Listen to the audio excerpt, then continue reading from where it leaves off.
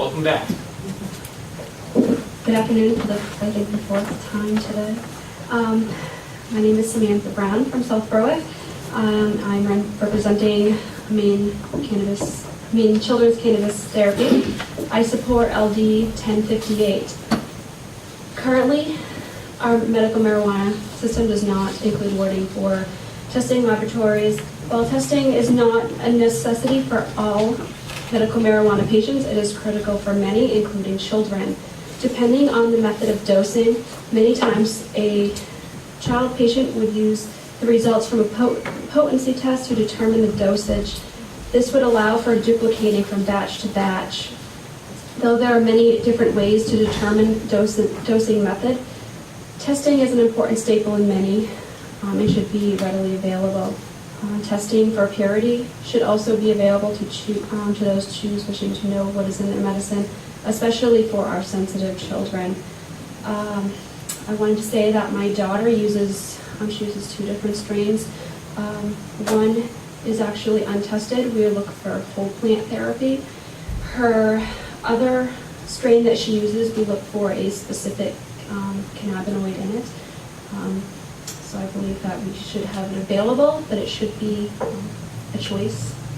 I think that if we are working on, it's not being asked right now, but if we in the future are looking to test every single product, I think it's going to drive up the cost of product. So I'm not in favor of that. All right, questions? Seeing no questions, thank you very much. Additional testimony in support of this bill.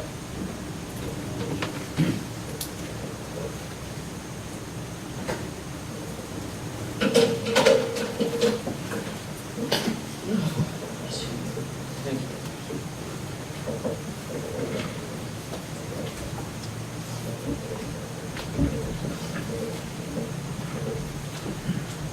Good afternoon. Good evening now. My name is Catherine Lewis. I'm speaking today as a caregiver. I said before that I specialize now in a lot of cancer patients. And for these patients, every product that goes out the door really needs to be tested so that we know what the potency is. You can't just play games when people are depending on you. I actually am very concerned that in the process of making this bill a law and the rules, that we take into consideration that this needs to be an open market, that it should not be limited to one lab.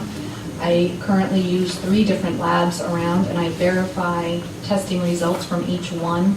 So I may take a sample of the same type of oil and divide it into 3 different testers and give it to the 3 different labs to double check to make sure that their standards and their results are somewhat similar, so that I can be sure that when I'm telling a patient that they're getting 10 milligrams of cannabinoids per kilogram of their body weight to help treat a less aggressive cancer versus somebody who needs 25 milligrams of cannabinoids per kilogram of body weight, I'm actually giving them what they need to accurately treat their symptoms.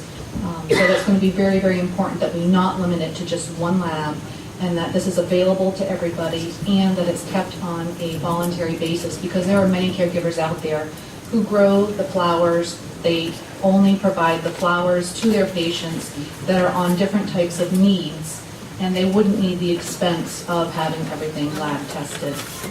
But for those who need it or want it, the patients need to be able to have their product tested affordably. So if they're going to a dispensary or a caregiver and they have questions, they can take it to an independent lab and have it tested to make sure that there's no E. coli or bacteria or powdery mildew, which can be very prevalent around here. Thank you. All right. Seeing no questions, thank you very much. Additional testimony in support of this bill. Welcome. Hi again. Hello again. My name is Jody Stebbins, still from Augusta. I support LD 1058. While LD 1059 has some wonderful qualities, I know they're similar and looking to be combined. So I will just speak to what I hope is changed in that combination. While I don't mind Representative Farnsworth within his states that a dispensary may also be a testing facility. I don't mind that dispensary be a testing facility. I do mind that that dispensary test its own cannabis within its own facility, which is why I specifically support LD 1058, because that has language within it that states that a testing facility cannot be in a position to be financially gainful from the dispensary that it is testing for, and therefore you're more likely to get unbiased results from an outside testing facility. And that is all. Thank you. All right. Seeing no questions, thank you very much. Additional testimony in support of this bill.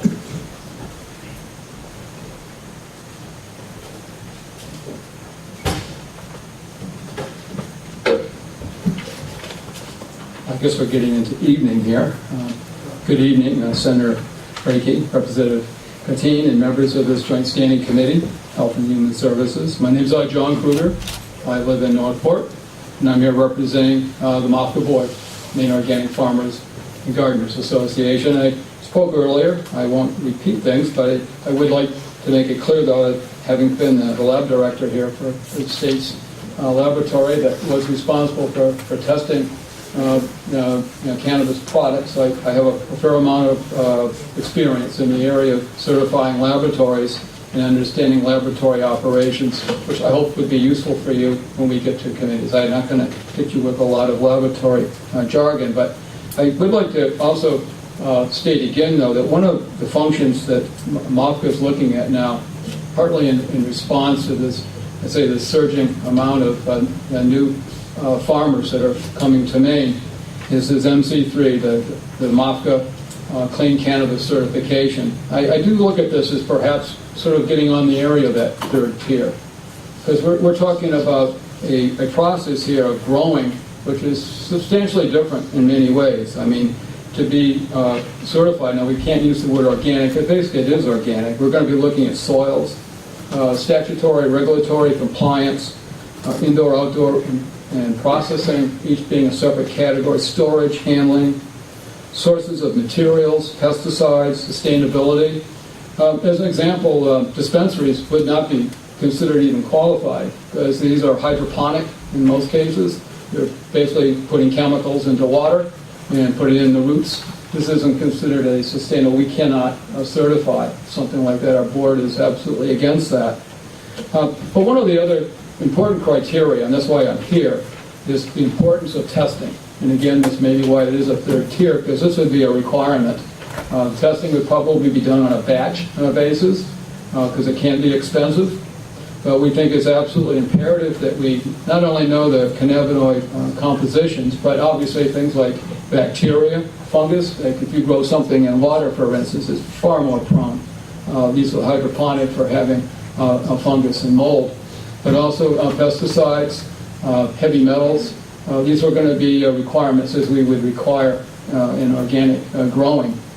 One of the chief importance that I saw in 1058 particularly was the ISO 17025. That's an international standard. Following that is rigorous. It's expensive, but it really works. Not only does it look at your qualified technicians, adequate facilities, third-party inspections, safety, instrument and equipment maintenance. It looks at the management, the actual process by which results are collected and reviewed. Spikes, blanks, duplicates. I've seen some laboratory results in Maine, and they haven't always been very good. I've witnessed the same sample being submitted 3 times and gotten 3 different results. So again, I really applaud the idea of the 17025 international standard. I look forward to questions and an opportunity to work with you further as I take laboratory testing very seriously. All right. Representative Burstein. Frequent flyer question person. Mr. Kruger, do you recommend using the state laboratory, or then are you thinking about independent labs? Well, I mean, that's always been a conflicting question, because if the state took this, would that be free enterprise and would there be a competition? But it's not bad to have a reference laboratory and to have, I mean, these are people that presumably are very knowledgeable our forensic laboratories in Maine, have an exquisite quality control because they go to court. Okay, I mean, so it would be a good overview process to include them. I mean, we have that capability here now. Thank you so much. Seeing no additional questions, thank you for your testimony. Additional testimony in support of this bill. Good afternoon, committee members. My name is Steve Rule. I'm from Lincoln, and I'm here representing the Medical Marijuana Caregivers of Maine. We support testing with the caveat that it not be construed to be mandatory. Okay, some products need to be tested, especially when you start concentrating them a lot. But as far as more mundane products like butters used to make brownies that help people sleep at night or to help them with their anxiety, these things really don't need that much testing because they're not that strong. And if you test a plant, that only tells you something about that moment in that plant's life. Because if you get it tested, a sample, and then they left it all in bags and it got moldy, well, the test really didn't mean anything. Okay, so I think testing the raw plants, unless a person wants it for a marketing advantage, I could see there is competition in the caregiver business, and the caregiver might say, well, my product is tested, and so it's better, it has more value. I could see them using it in that respect. And also keep in mind that this is going to drive up costs. And medical marijuana is not covered by insurance. It's not covered by Maine Care. It comes 100% out of your pocket. So we have to do things, or always keep in the back of our mind, that at least in my community, 50% of the people there are on fixed incomes. And I was chairman of the budget committee in my community for many years. Everything sounds great. Oh, that's a great program. But when you start looking at the costs, you've got to remember that grandma's Social Security doesn't go up very much every year, if at all. And so when you start adding these additional costs, you're simply taking more money out of their pocket. So we need to be careful in how it's implemented. And yeah, that's it. Any questions? Seeing no questions from the committee, thank you very much. You're welcome. Additional testimony in support of this bill. All right, 5 times. It's my 5th time today. I'm as comfortable as can be now. Not awful. My name is Daryl Goodrow. I'm a board member of MMCM, and I'm going to parrot everything he said without repeating it, so take that for what it's worth. I also just have a little anecdotal story. The first family I ever met had a 12-year-old non-communicative autistic child. They were not marijuana users in any fashion or form in their life. They had no idea how to go about getting it. They just got the recommendation and said, what do we do? I met them in a separate capacity and asked them in their business if they were interested in becoming a retailer of selling medical marijuana grow supplies, and that spawned the conversation of they actually had a child that was using it, but they knew nothing about it and were very uninformed. The test that I had available to me back then was, give me the brownie that you serve your child, I'll eat it and see how strong it was. That's not scientific. We've gotten to a point now where we do have some testing abilities, and very scientifically down to the milligram, from as few as 5 and as many as a full gram of oil we put into a capsule, and we're able to give measured and metered amounts and have expectations of that dosage and how it's going to affect them. I personally don't want to have an oil capsule that I take and then try to go out in public and realize it was 4 times stronger than I thought it was, because I made everything the same as I did last time. I just happen to have better materials to work with. It's not comfortable to be overly high by concentrates. It's not comfortable at all, and that's what's going to happen if we aren't able to give appropriate testing, especially when we're dealing with, again, some people in here work a lot with children. Children can't tell you exactly how that medication is affecting them, especially when they're non-communicative. And so here I am in support of it, provided that it's not mandatory. I think if it is available to us, those of us that are doing it right are going to use it. Those patients that want to work with those of us that are doing it right are going to use us. And the vast majority, the larger group that are just selling sort of a smokable flower, again, you're sort of just looking for a clientele that wants to know exactly what they're smoking when you're testing that. for, I guess, bragging rights, because ultimately they're going to smoke it once, twice, 3 or 10 times until they're comfortable with it. Whereas an oil, once you put that capsule in you, you've consumed it. If you start getting, there are things you can take that'll help come back down from that if it's too much, but you shouldn't have to go there, and you shouldn't have to have patients to get uncomfortably high and then they're not willing to try it again. So I like to start with knowing exactly a very small amount that I'm giving them and slowly ramping up what they have until they're comfortable with it. Without this testing, it's hard to do. Thank you. All right. Seeing no questions, thank you very much. Additional testimony in support of this bill. Yes. How's your blood sugar? Is that still doing all right? We're almost Your blood running low, aren't you? We'll all get there. All right. Thomas Falvey, Ocean Park, Maine. I don't know if you saw this, yesterday's Sunday paper. They were so bold to call naive legislators are easy marks for shrewd financiers. I would never be so bold as Whit Richardson to call legislators naive. However, I would like to point out that these testing labs, what you're doing is with presumption. At this point, I'm presuming some sort of legal market in the near future. You're laying a groundwork for something that's going to carry into that legal market. And so I think it's really important, as the MIT guy was saying, to have a reference lab, to have a third-party laboratory. I'm all for open competition, bring in as many labs as you want, because people will be pouring in here that have already established labs in Colorado and Washington or California or whatever the technology is that they have, because this will be an East Coast outpost for them to expand on the East Coast. So if one person goes to one lab and gets one result and then takes the same bug to another lab and gets another result, which result is he going to advertise? The one that gives him the best. So I think these labs aren't only protecting, I think they're protecting patients, and the people who are consuming this, but you also have to think in the long term, it's also going to be an issue for people who are producing products. Specifically, I'm thinking of edibles. I went to a conference in Nevada last November, and there was a guy there who makes gummy bears. And he was saying that in Colorado, you have to test everything that's edible. And he was saying he has to test every batch of gummy bears that comes out. And so what he's doing is he's taking concentrates, oils, and then mixing it into his gummy berry juice and making his little gummy berries. And then he has to have them all tested, and he can't get a straight answer for what the potency is. So, and the laws around potency on labeling are such that he needs to be able to accurately say what is in there. Like if you have a cookie, what's the THC content? If you have gummy bears, what's the THC content? And he can't tell them, because he's getting different results from the 3 different labs he goes to, and he's shelling out cash left and right just to get the results to comply with the law that exists.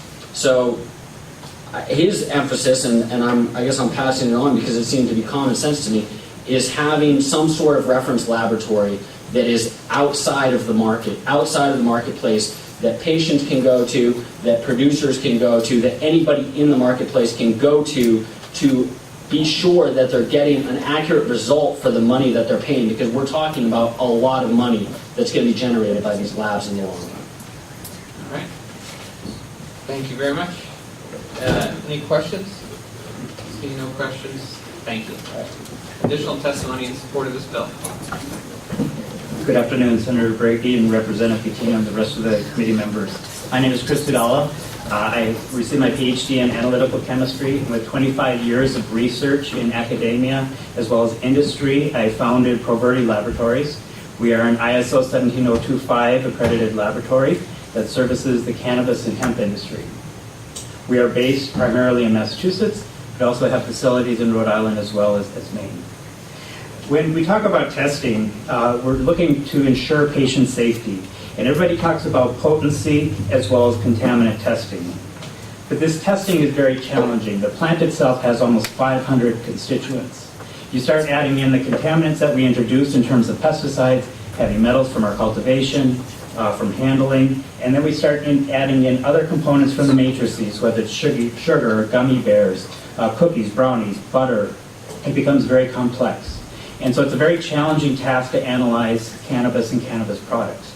And that's why we feel that the ISO accreditation process is a way of ensuring that the labs that are doing this testing are doing adequate work. Under the ISO process, you go through routine proficiency testing. Your instruments are calibrated and you're validated. It's an excruciating process. But when these other people behind me have talked about how difficult it is in other states where you get different results, there's very few labs in the country that test cannabis that are ISO accredited. We feel very strongly that that is important. When you talk about labeling, cannabis itself has an incredible variability. So when you start making products from it, the variability in the plant is going to lead to variability in the finished products. And therefore, it's also critical to have those products labeled. If they're going to say what's in it in terms of a potency, it's critical that that is spelled out on the label. Part of the ISO process also mandates that laboratories do not do their own testing. It has to be independent. That's necessary to provide unbiased results. And so, in order for that to happen, the labs have to go through this process. They are audited by an outside review board. It's an international recognized standard, and therefore we feel that that's required to give the most accurate results. We heard a lot of people talk today about whether or not testing of flower is necessary. If you're talking about cannabinoid profiling, maybe that's not required. But in this state where dispensaries can take product from caregivers, they may not be necessarily familiar with how they were cultivated. The water supply and soil supply can lead to heavy metal contamination. There's potential for pesticide use as well. And so if these products are not tested for pesticides, as well as these heavy metals and other microbiological contaminations, there's other sources of contamination that are of concern as well. And with that, I would like to thank you. Senator Haskell. Thank you. Did you have some prepared testimony? I'd like to just have your contact information. I will provide it afterwards. Thank you, I appreciate it. Seeing no additional questions, thank you very much for your testimony. Additional testimony in support of this bill.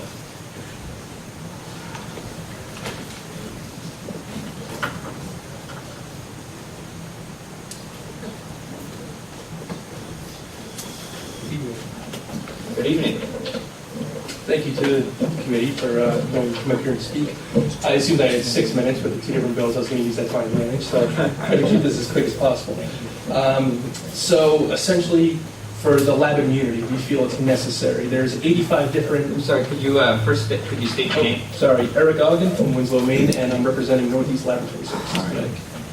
So we feel immunity is very important. I guess I don't have to cover everything that was said here today, but one thing that I didn't hear that was brought up was the mold and mildew contaminants. And one major concern that we have with that is, patients that are being treated for cancer with suppressed immune systems. If something like this isn't caught immediately, they're inhaling massive amounts of that, and that's something that could be detrimental to their health. There's many different reasons why the laboratories need to be testing this marijuana, and the fact that it's out there as a medicinal purpose, not being tested is just absolutely ridiculous. There are over 85 known cannabinoids. With testing, it'll give us a better indication as to what will treat certain symptoms, what combinations, and I better move on to the other one. Essentially, we need immunity. So. Northeast Laboratories is a full-service laboratory. We offer, we're fully accredited, and we offer a large range of environmental, analytical, chemistry, microbiology testing, food, chemical, metals, everything that is really associated with some of the harmful contaminants of medical marijuana. And that's why we feel a few of the regulations that would be put onto the laboratories, such as the ISO that we've heard about, we feel is unnecessary. We're currently certified through many different accrediting bodies. To add an additional one on top of that is going to be very struggling for a small laboratory that's worried about profitability. As Mr. Kruger said, ISO, it is very thorough, but also extremely costly. That's going to be a major problem for a lab that's worried about profitability. And not to mention, as what was brought up was testing is going to increase the price of marijuana, and a lot of these people are on fixed incomes. Well, requiring ISO certification is also going to boost the cost of this drastically, as I'd like to point out. We feel that there's other regulating bodies that we already are accredited by, such as NELAC or AIHA, that could do the exact same thing that ISO does, but we need it for our other forms of laboratory chemistry, microbiology, food labs. And then another thing that we had was we have hundreds of years of chemistry experience between all of our staff, and we feel requiring it directly with a master's degree is unnecessary. We have some of the best lab directors in the state, and many of them don't have master's degrees. Take it from me, I have a master's degree with 4 years experience. My coworker who has a bachelor's with 30 years of experience, far better off to run a lab than myself. So I realize I'm running out of time, and there's so many things that you can get to, but I hope you will take a good look at the handouts, and I appreciate your time. Wonderful. Will you be available for the work session? Absolutely. Okay, great. As we're working on this, we'd love to have your perspective there. There's at least one question, Representative Head. Thank you. Could you give us an idea of the expense of this before testing, if they don't test and if they do test? Do you have any idea of a particular the cost test? of the marijuana before and after? No. Or the testing. If you don't do it, I'm there's sorry, no cost. But if you do it, and the specific test is what, you don't just test for one thing, you must test for many. Right. Is there a breakdown of that? We don't, because we currently, without the immunity, we don't test any marijuana, but there are so many different things to test for. If it is as simple as just the cannabinoids or the potency, THC or CBD, it's going to be a lot less. But if you want to go full scale with metals, soil testing, even if you want to go as far as calorie content in your edibles and the Do potency. you have any idea about the cost of those particular tests? Unfortunately, I don't. I know since we're not already up and operating, we don't know the cost, but the gentleman who just spoke from Pro Verde Labs might have a better understanding. Thank you. Representative Hammond. Thank you. When you do these tests, is there some sort of a margin of error or variance or something like that? If I could confer with my colleague, if she knows anything. All the testing that we do now is currently regulated. Could you come up to the mic and introduce yourself, and then answer the question? Thank you. I'm Tanya Marin. I'm the QA/QC officer and co-chemistry lab manager at Northeast Labs. All the testing that we do now currently, we have NELAC certification for our microbiology lab. We have state of Maine certification. All of these certifications also require a certain margin of error that is allotted by those certifications. But on top of that, we also do what's called control charting, which is where we go through and chart our recoveries on known standards, and slowly by looking at that, it can close the margin smaller and smaller to see what is a feasible and safe margin for what we're doing. Like I said, we usually have a base start, like most of our wet chemistry testing is 80 to 120% recovery on all of our QC samples, with a relative percent difference no more than 20, which is this insanely obnoxious calculation that I have an Excel spreadsheet that does it for me, so I don't have to do it every time. So we have set standards that are set by our regulating bodies, but we also go through and narrow those standards. It's not just like a free-for-all of, oh, well, let's just here give you a number. It's done with a certain, like every 10 samples, every 20 samples, you have to do a set of QC just to bracket so that you're not doing like 100 samples with one known sample. You actually have to do it regularly. I'm not sure, depending on who you guys are thinking of for a third-party accrediting body, like if you go with HLA or something like that, they may be slightly different on what they have for set standards to begin with, but labs, like I said, can always take those and narrow them by doing control charting as well. Okay. So if I would have dumb that down. Sorry. To my level, are we looking at like 99.2% accuracy, 80% accuracy? I'm thinking specific to the molds aspect of the test. Excuse me. Yeah. That's not my department. Well, I know for the most part, for our IAQ, it's essentially there's either a present or a not present for the mold itself. I can't imagine there'd be much of a margin of error there if it's either true or false. Yeah, a lot of the stuff like bacteria and that is testing that's pretty much, if it's there, it's bad. If it's not there, then you're fine. So there doesn't need much for margin of error unless you're looking for specifically what specific strands are there. And Seeing no additional questions, thank you very much. Mr. Peterson, welcome back. Glenn Peterson, patient caregiver, formerly dispensary operator, et cetera, et cetera.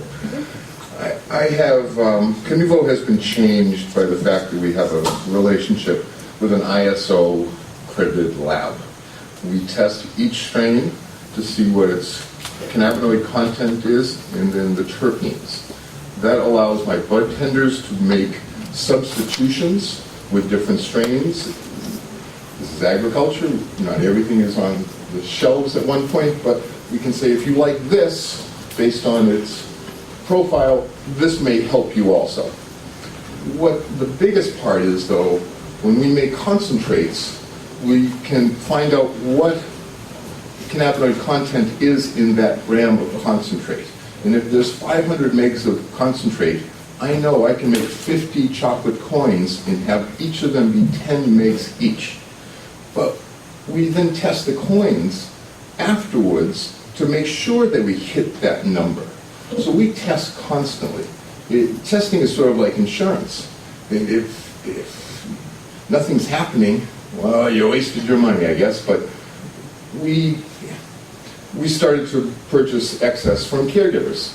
Well, I had to wait until my ISO lab was set up for pesticides, yeast and molds, mycotoxins, heavy metals. And so I start with yeast and molds and go to mycotoxins. Half of the products that I test from Caregivers potentially to purchase to give to my patients fail. So I am so happy that I have a relationship with a lab and that they don't give me results. They can constantly try and figure out how to make this better. It is such a necessary component. On the other hand, Connecticut forces their dispensaries to grind every bud, which robs that bud of its good nature. It leaves the cannabinoids on the blades, and so the patient gets a bag of blended, but because of labeling laws, the smaller buds and the lower is different from the larger buds on the top. So instead of saying, let's take a sample here and a sample here and take an average, they say grind it all and we'll take a sample. So there's inherent things, and in Colorado it was mandatory before you sold, but there weren't enough labs to test. So we have to make small steps in this process. But labs are such a gift, and I can't imagine not having them available. So that's Well, first, let me say it's always great to have a constituent come testify. So thank you for coming all the way here from Poland. Senator Haskell. I think you said that was an ISO lab. Is it ISO 1725, 17025? the one I work with, and I recommend that the highest quality standards be utilized. It is, anytime someone says, we got to deal with a profit in this business, well, maybe you're in the wrong business. That I am not in medical cannabis to make money. I took a salary a year ago at minimum wage for the first time in 4 years because I put everything back into the dispensary. So I don't have to go to investors. But we can do this all out of pocket and make sure that it's done the way we want it to be done. But it is such a pleasure and necessity to have a lab I like dealing with a doctorate holder who runs my lab. This is a lab in Maine. Unfortunately, no. And I've actually been told by the department that I can't use labs because they're uncertified in Maine. And then they say to me, well, you can sell 2.5 ounces of cannabis to a patient. How many chocolate coins does that are in 2.5 ounces? They now want me to track megs, essentially, to my patients. And I say to the department, how can I test what is in there if I don't use a lab? So it's a real catch-22 as far as operating in this space. That answers your question. I'm sorry. It's been a long day, and I appreciate everyone's attention, and let's all go. I almost forgot my questions. I understand. Any additional questions? Seeing none? Thank you very much, Mr. Peterson. Additional testimony in support of this bill. My name is Paul McCarry, President of Legalize Maine. Unfortunately, Ken Albert is not here to see this, but if you look at his testimony, this is the first time, some of you that have been knowing my relationship with Ken, but we agree with the department's testimony concerning optional testing, conflict, fees, and the definition of agent. So they do a much better job writing it up than we did under our handout. Thank you, and I'd be happy to answer any questions. All right. Seeing no questions, thank you very much. Additional testimony in support of these two bills. Seeing none. Testimony in opposition to either of these bills. Seeing none. Testimony neither for nor against, but seeking to provide additional information on either of these two bills.